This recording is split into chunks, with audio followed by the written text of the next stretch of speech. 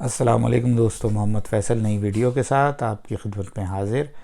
तो एक छोटी सी वीडियो बनाने का ख़्याल मुझे बहुत ही स्पेसिफ़िक वीडियो है इसलिए आया क्योंकि अल्हम्दुलिल्लाह कल जो है उम्रे की सआदत हासिल की।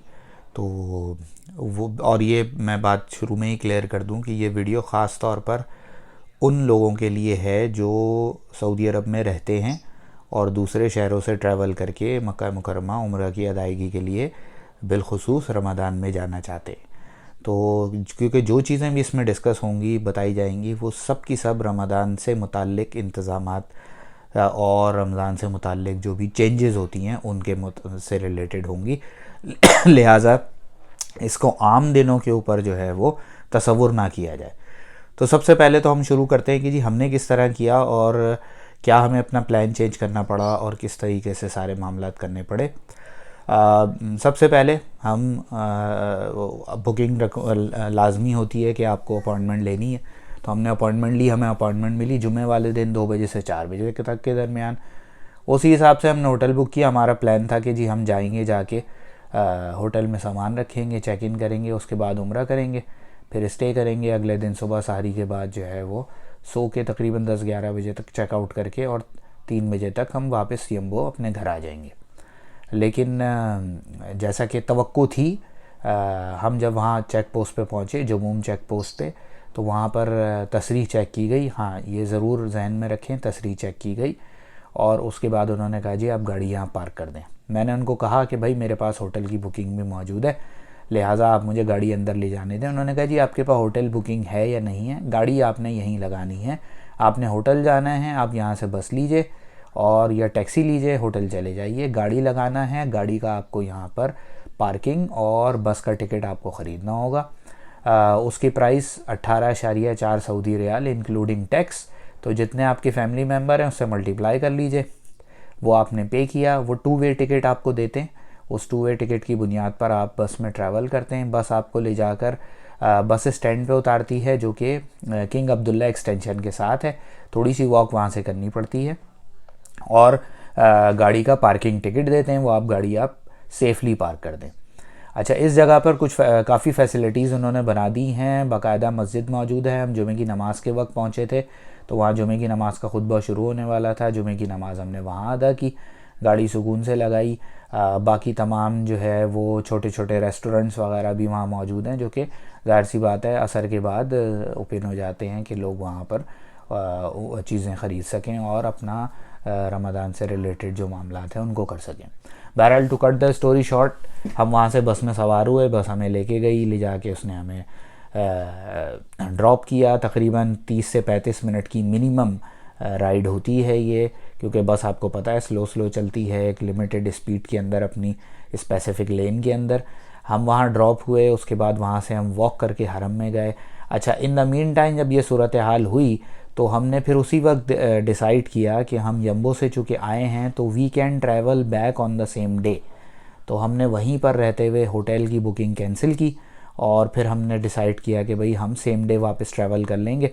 तो फिर हम सीधे हरम गए। हरम जाके हमने जो है वो उम्रा अदा किया। उम्रा की अदायगी करके, अच्छा इसमें एक दो चीज़ें जो और अहम हैं उम्रा की अदायगी के दौरान, टाइम बहुत अहम है। वैसे तो थैंक्स टू जो लोग हमारे दूसरे मुल्कों से उम्रा करने आ रहे हैं उनके लिए बहुत सारी फ़ैसिलिटीज़ यहाँ पर खोल दी गई हैं, जिसकी वजह से हमारे लिए फ़ैसिलिटीज़ काफ़ी लिमिटेड हो गई हैं। तो अब वहाँ पर जो रश टाइमिंग है, हर वक्त तकरीबन अमूमन रश लगा होता है। तो हुआ ये है कि हम जब वहाँ उम्रा करने गए, इत्तफ़ाक़न इस सारे प्रोग्राम चेंज के नतीजे में टाइम स्लॉट कुछ ऐसा बन गया कि जब मताफ़ में हम तवाफ़ के लिए गए हैं तो 2 बज के तकरीबन 10 मिनट हो रहे थे दोपहर के, और ये वो वक्त था जिसमें ज़्यादातर लोग जुमे की नमाज़ पढ़ के जा चुके थे और वो लोग भी जो जुमे की नमाज़ के बाद तवाफ़ करते हैं वो भी जा चुके थे। तो तकरीबन 1/3 मताफ़ फिल था, बाकी 2/3 मताफ़ खाली था। बाकी लोग बैठे हुए थे और उम्रा जो तवाफ़ है वो तकरीबन 1/3 एरिया में हो रहा था। तो उसका नतीजा ये हुआ कि जब हमने तवाफ़ शुरू किया तो तकरीबन 30 मिनट ऑन एवरेज लगे तवाफ़ मुकम्मल करने में। इस तरह से तवाफ़ भी जल्दी हो गया बग़ैर धक्कम पेल के और बहुत ही अच्छे तरीके से। और मौसम भी बहुत अच्छा था, कोई ख़ास गर्मी नहीं थी, लिहाजा पसीने वाला मामला भी नहीं हुआ। उसके साथ साथ फिर जब हम वहाँ से सई के लिए गए तो सई करके और ये सारी चीज़ें हम करके फ़ारिग हुए हैं तकरीबन 5:30 पे। अच्छा, ये तो हमारी जो अपने मामूलात थे उसकी मैंने बात की। जो चीज़ें बताने वाली हैं, जो अहम हैं कि क्या क्या चीज़ें उम्रा के वक्त आप अगर आते हैं, कौन कौन सी चीज़ें आप करें, रिकमेंडेड है, कौन कौन सी चीज़ें जो ना करें, उनको इन शॉर्ट हम बात कर लेते हैं। 5:30 का टाइम था, हम फारिग हो गए। उसके बाद 1 घंटा था तकरीबन अफ्तार होने में, 6:33 एक टू बी एग्जैक्ट, कल का जो अफ्तार टाइम था। तो हमने ये देखा कि अगर हम मज़ीद 1 घंटा यहाँ बैठें तो 1 घंटा बैठ के हमें अफ्तार में जो चीज़ें मिलेंगी और उसके बाद फिर हम उससे फ़ारिग हो के बाहर निकलें, खाना वाना खाएं। तो उस टाइम हमें ये फ़ील हुआ कि ये 1 घंटा जो है यहाँ बैठकर हमें सिवाय थकने के और मज़ीद कोई, आप समझ लें, कोई टाइम की यूटिलाइजेशन एज सच नहीं थी। क्योंकि जितना रश है, मैं इसलिए नहीं कह रहा, वैसे तो आप ज़ाहिर सी बात है जितना टाइम हरम में गुजारेंगे वो बाइस खैर व बरकत है, सवाब है। लेकिन जो लोग वहाँ काम कर रहे होते हैं, जो सिक्योरिटी के लोग होते हैं, जो एडमिन के लोग होते हैं, उनको ये बात काफ़ी परेशान कुन होती है। अगर लोग एक ही जगह बैठना शुरू हो जाएं तो उनके लिए हैंडल करना मुश्किल हो जाता है। लिहाजा वो हर 10-15 मिनट बाद जो है वो आपको आके जगा रहे होते हैं कि भाई यहाँ उठो, ये बैठने की जगह नहीं है। तो इस वजह से फिर जो लोग वहाँ बैठे होते हैं, थके हुए होते हैं, उनके लिए भी काफ़ी परेशान कुन बात होती है कि एक जगह से उठ के दूसरी जगह बैठते हैं, वहाँ से भी उठा देते हैं। तो हमने ये डिसाइड किया इन तमाम चीज़ों को जहन में रखते हुए कि भाई हम यहाँ से निकलते हैं, 5:30 का टाइम था, 1 घंटा है अभी, हम बाहर निकलते हैं हरम यानी मस्जिद से बाहर निकल के, और जो करीबी फूड कोर्ट्स वगैरह हैं और जो बार्बर शॉप्स हैं वहाँ जाके अपने बाकी जो रिमेनिंग मामलात हैं वो निपटाते हैं। तो फिर मक्का टावर के अंदर ही बहुत अच्छा फूड कोर्ट बना हुआ है जो वहाँ से करीब तरीन था। वैसे तो और भी ऑप्शन मौजूद हैं लेकिन करीब तरीन था, क्योंकि जिन चीज़ों को प्रेफर किया वो ये था कि फ़ैमिली के साथ आपको प्रॉपर बैठने की जगह मिले और आपके पास कुछ खाने पीने के ऑप्शंस मौजूद हों कि जो चीज़ आपको पसंद हो वो चीज़ आप वहाँ से ख़रीद के खा सकें। तो ये 2-3 चीज़ें कंसिडरेटिव होती हैं जो कि करनी पड़ती हैं। अगर आप अकेले हैं तो कहीं से भी कुछ भी ख़रीद के खा लें, लेकिन जब आपके साथ फैमिली हो तो फिर आपको थोड़ा सा, और फिर अफ्तार की एक अलग मामलात होते हैं जिसमें आपको चीज़ें ज़्यादा मैनेज करनी पड़ती हैं। तो बहरहाल हम फूड कोर्ट में जाने से पहले बार्बर शॉप पे गए, हजामत करवाई, आपको मेरा सर नज़र आ रहा होगा। उसके बाद फिर हम जो है फूड कोर्ट में आ गए। फूड कोर्ट में काफ़ी सारे ऑप्शन थे। मैं यहाँ पर उन ऑप्शंस के नाम नहीं लूँगा क्योंकि वो फ्री पब्लिसिटी वाला मामला ना हो जाए। तो बहुत सारे ऑप्शन हैं और जो लोग आते रहते हैं उनको पहले से मालूम है कि बहुत सारे रेस्टोरेंट्स हैं, देसी खाने भी मौजूद हैं और बहुत सारे ब्रांड्स भी मौजूद हैं, तो आप जो चाहें वहाँ से अब ले सकते हैं। तो बहुत अच्छी जगह थी, काफ़ी सारी जगह थी बैठने की, काफ़ी सारी फील्ड भी थी, कुछ जगह बहरहाल हमें बैठने की जगह मिल गई। वहाँ हमने फिर खाना ऑर्डर किया, ऑर्डर करके वहाँ वेट किया, तकरीबन खाना हमें और अफ्तार से 20-25 मिनट पहले मिल गया।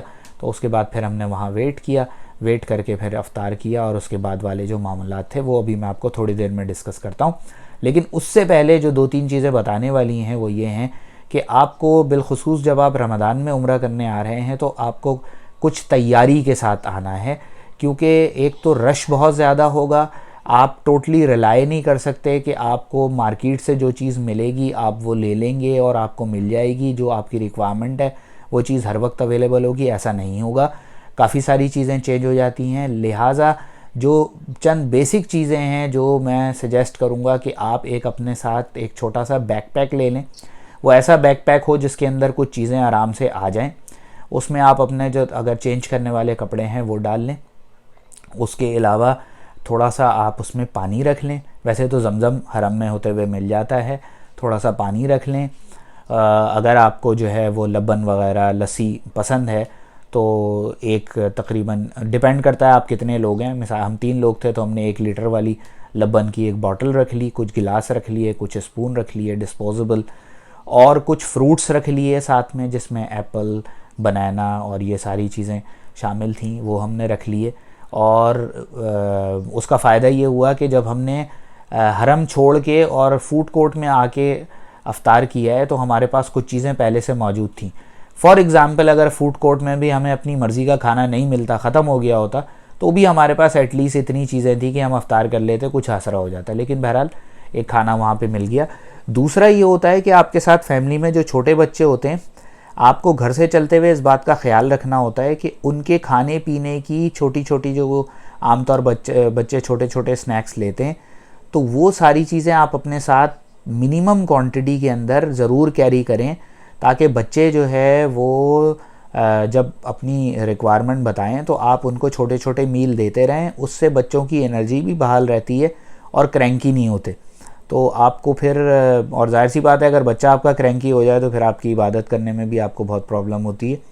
तो ये चीज़ें साथ में छोटे छोटे जो बच्चे के खाने की चीज़ें हैं, कुछ फ्रूट्स वगैरह एक आध चीज़ घर से बना के ले आएँ ताकि बच्चे को वो एज ए लंच दे दिया जाए। तो ये चीज़ें साथ में कैरी करें, थोड़ा सा पानी कैरी करें, थोड़ा फ्रूट रख लें, ये सारी चीज़ें अपने साथ एक बैकपैक तैयार कर लें और वो ले आएँ। बैकपैक ले जाने दिया, कल कोई सच इस हवाले से सख्ती नहीं थी। हाँ, अगर आप मिसाल के तौर पे कोई बड़ा बैग हैंड कैरी वगैरह लेके आते हैं तो वो ज़रूर आपको मना करते, लेकिन छोटे मोटे बैकपैक लोग लेके घूम रहे थे और उसके अंदर चीज़ें मौजूद थीं जो ज़रूरत पड़ने पे लोगों ने इस्तेमाल भी की। तो अब ये तो वो सारी आप कह लें गुजारिशात थी जो कि यहाँ के रहने वालों के लिए जो सऊदी अरब में ही रहते हैं।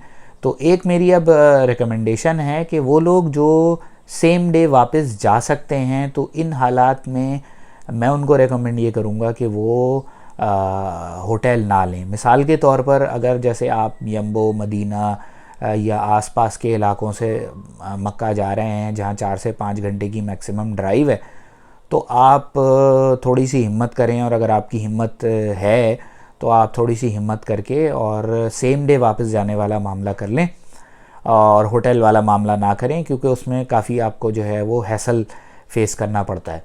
लेकिन अगर फॉर एग्ज़ाम्पल आप आ रहे हैं किसी ऐसे शहर से ड्राइव करके जहाँ 7-8 घंटे की या उससे ज़्यादा की ड्राइव है, तो ये तो तय है कि आप सेम डे वापस जाने वाला काम नहीं कर सकते, तो फिर आप जाहिर सी बात है होटल वगैरह का मामला करें और फिर उसी हिसाब से अपनी चीज़ों को मैनेज करें। तो ये एक छोटी सी वीडियो थी, छोटी तो नहीं, काफ़ी बड़ी हो गई, लेकिन बहरहाल ये चंद एक चीज़ें हैं। और वो लोग जो बेसिकली यहाँ रहते हैं उनके लिए इनमें शायद कोई भी बात नई ना हो, लेकिन वीडियो बनाने का मकसद ये था कि हम अच्छी तरह से जो लोग यहाँ रहते हैं वो जानते हैं कि यहाँ की जो इंतज़ामिया है वो बहुत प्रोएक्टिव है और वो चीज़ों को ख़राब होने से पहले बेहतर करने की तरफ जाते हैं। तो लिहाजा हर दफ़ा कोई ना कोई आपको ऑपरेशनल इम्प्रूवमेंट नज़र आएगी।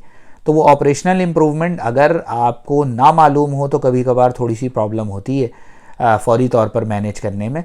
तो जो कल मेरा एक्सपीरियंस रहा, मैंने कहा मैं आप लोगों के साथ शेयर कर दूं, ताकि अब मज़ीद 27 दिन बाकी हैं रमज़ान करीम के, तो इसमें आप जब भी उम्रे के लिए जाएं तो अगर आपको लगता है कि ये जो चीज़ें मैंने आपके साथ डिस्कस की हैं ये आप पे फिट इन होती हैं, तो आप इनको ज़रूर इस्तेमाल करें, मुझे भी दुआओं में याद रखें। हाँ, एक चीज़ मैं ज़रूर बताना ज़रूरी समझता हूँ हमारे उन दोस्तों के लिए जो बाहर मुल्कों से आ रहे हैं। इन दिनों में रश बहुत ज़्यादा होता है, सब कुछ टाइमिंग की गेम होती है, और आप अगर लोगों से चीज़ें पूछ भी रहे हों तो कई लोग जो है बिलखुसूस जो इंतज़ामिया के बहुत सारे लोग होते हैं वो इतने ज़्यादा लोगों को हैंडल करके एक उनका थ्रेशोल्ड आ जाता है बिलखुसूस अफ्तार से पहले और अफ्तार के फ़ौरन बाद वाला, कि वो आम तौर पर आपकी बात नहीं समझ पा रहे होते या समझना नहीं चाह रहे होते या आपको बता नहीं पा रहे होते। तो इसलिए मैं ये ज़रूर कहूँगा कि जो लोग बाहर से आ रहे हैं वो एक काम ज़रूर करें।